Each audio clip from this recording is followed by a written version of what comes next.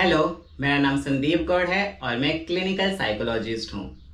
आज के हमारे वीडियो का टॉपिक है सोशल फोबिया या उसे सोशल एंजाइटी भी कहते हैं।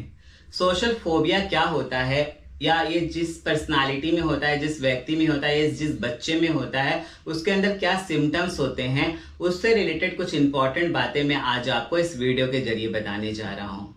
जैसे कि इसके वर्डिंग से ही आपको पता चल रहा होगा, सोशल मीन्स सोसाइटी में, मतलब जहां चार लोगों के बीच में रहना, बातें करना, खेलना कूदना। और फोबिया मतलब डर, एंजाइटी मतलब घबराहट। तो ऐसा होता है कि किसी किसी बच्चे में चाइल्डहुड से थोड़े सोशल फोबिया के लक्षण दिखाई देते हैं कि जो सोसाइटी में पूरी तरह से घुलते मिलते नहीं है, दूसरों से बातें नहीं करते, इंटरेक्ट नहीं करते, क्लासरूम में अकेले बैठना प्रेफर करते हैं या तो घर पे रहना प्रेफर करते हैं, बाहर जाके आउटडोर गेम खेलना पसंद नहीं करते। अगर उनको कोई स्पीच कंपटीशन हुआ या सिंगिंग कंपटीशन हुआ, डांसिंग कंपटीशन हुआ या फिर कोई भी सामाजिक कार्यक्रम हुआ, उसके अंदर उनको जाना, परफॉर्म करना, बातें करना पसंद नहीं होता, क्योंकि उसके अंदर एक थोड़ी बहुत साइकोलॉजिकल प्रॉब्लम होती है सोशल फोबिया से रिलेटेड। सोशल फोबिया का सबसे इंपॉर्टेंट और सबसे फर्स्ट क्या होता है कि अगर कोई किसी भी व्यक्ति में या किसी भी बच्चे में सोशल फोबिया के लक्षण हैं,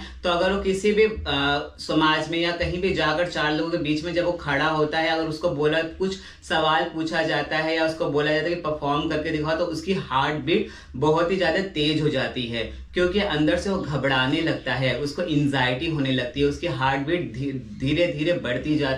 जाती है और उसको समझ में नहीं आता कि वो क्या करे। तो इसलिए उसको कभी कभी स्वेटिंग आने लगती है, मतलब पूरी बॉडी से, फेस से, यहाँ वहां से स्वेटिंग आने लगती है, बहुत ज्यादा वो नर्वस हो जाता है। उसके अंदर एंजाइटी लेवल जितना ज्यादा बढ़ेगा, उसकी हार्ट बीट उतनी ज्यादा बढ़ती जाएगी। तो सोशल फोबिया का सबसे फर्स्ट और इम्पॉर्टेंट लक्षण यही होता है कि अगर किसी बच्चे में सोशल फोबिया है, तो इस सिमिलर लक्षण से हम उसको पहचान सकते हैं कि हाँ, उसके अंदर सोशल फोबिया है। तो हमको उसको ग्रूमिंग करने की इंपॉर्टेंस है, उसको काउंसलिंग करने की या उसके पर्सनालिटी को इनहैंस करने के लिए हमको कुछ साइकोलॉजिकल हेल्प करनी चाहिए, या तो उसके टीचर से, पेरेंट्स से, या तो फिर उसके गार्डियन से बात करना चाहिए। देन स्वेटिंग तो मैंने आपको बताया। समटाइम्स क्या होता है कि ऐसे बच्चे लोगों का ना स्टमक भी अपसेट हो जाता है, अगर उनको चार लोगों में खड़ा कर दिया जाए या कोई परफॉर्मेंस करने को बोला जाए या उनसे सवाल जवाब किया जाए, तो उनके स्टमक भी अपसेट हो जाते हैं, उनके पेट दुखने लगते हैं, या तो उनको लूज मोशन भी हो सकता है। तो बिकॉज ऑफ एंजाइटी से ये सब उनके अंदर आने लगती है। Then trouble of catching breath, वो जैसे कि अगर उसको ब्रेथ ले, मतलब जैसे उसको हार्ट बीट फास्ट हो जाती है, तो उसी हिसाब से उसकी जो ब्रीथिंग सिस्टम जो होता है वो भी इनबैलेंस हो जाता है। तो उसको अपनी ब्रेथ को भी, मतलब अपनी सांसों को भी, उसको अपनी सांसों के ऊपर भी कंट्रोल नहीं होता कि मैं उसके ऊपर कैसे कंट्रोल करूं, मतलब कि उसको कैसे कम करूं या कैसे उसको नॉर्मल लेकर आऊं, क्योंकि उसके अंदर उस समय एंजाइटी, घबराहट चलती रहती है कि मैं क्या करूं, मैं कैसे सवालों का जवाब दूं, मैं कैसे बात करूं, मैं कैसे आगे बढ़ूं, मेरे साथ ऐसा क्यों हो रहा है, ये सारी बातें और 50 तरह की बातें उसके माइंड में चलती रहती हैं उस समय, जो नॉर्मल व्यक्ति नहीं समझ सकता।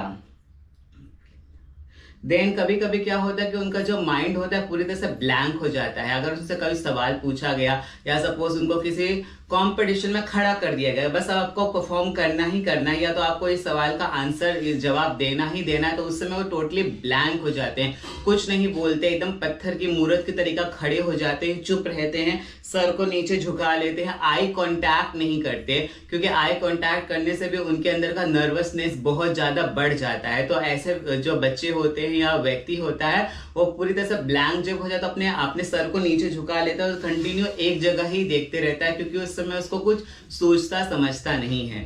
तो सोशल फोबिया या सोशल एंजाइटी के ये सारे लक्षण होते हैं। अगर किसी बच्चे में है ऐसे लक्षण या किसी व्यक्ति में, तो उसको अपने गार्डियन से या किसी काउंसलर से या किसी साइकोलॉजिस्ट से या किसी साइकियाट्रिस्ट से एक बार जरूर कंसल्ट करना चाहिए, ताकि वो अपनी पर्सनालिटी को डेवलप करके इनहैंस कर सके और सोसाइटी के जो भी कंपटीशन होते हैं या जो भी डिफिकल्टी होती है उसको फेस कर सके।